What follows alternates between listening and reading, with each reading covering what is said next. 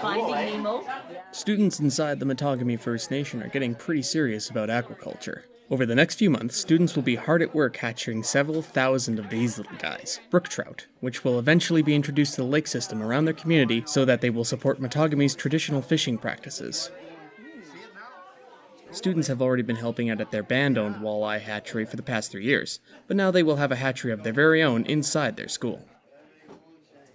So this way you guys could have your own eggs, you could watch them develop every day, you could do projects on them, reports, whatever you guys want to do with them. It will be your hatchery. You just monitor them until they go from a little egg to a little fish. And it's the exact same way as the one on the lake. Mary Jane Naveau Memorial School is just one of a handful of schools in Ontario to receive these micro-hatcheries. And while the trout are incubating and hatching, the students must carefully monitor the temperature, oxygen saturation, and even the pH balance of the water. The self-contained hatcheries are being provided by this man, Raleigh Frappier, who had to go through 3 prior designs before devising a micro-hatchery that could be put in schools. What we do is we put 5 gallons of water in the aquarium, not all at once, because it'll only hold 20.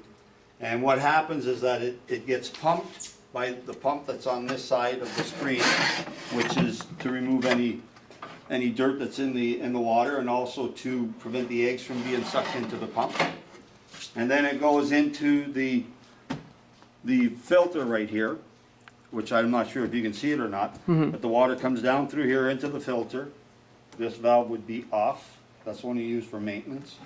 And then from the filter, it flows over here into the UV light, and of course that purifies the water even more.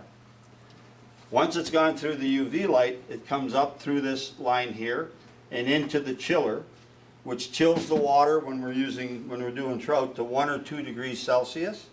And then it comes out on this end, and it flows over here into the bell jar. And in the bell jar, there could be anywhere between, if we're doing brook trout, we can probably hold about 40,000 to 50,000 eggs in there. And it would just, the water goes down through the tube, and it percolates the eggs, and then the eggs get all the oxygen they need, because we also have an aerator that goes in to this section over here to aerate the water. Without the oxygen, of course, the eggs are going to die. The plan is to fertilize and incubate 5,000 to 6,000 trout eggs in the next few weeks, and to have the resulting fry hatched and ready to be put in the lake in time for spring break.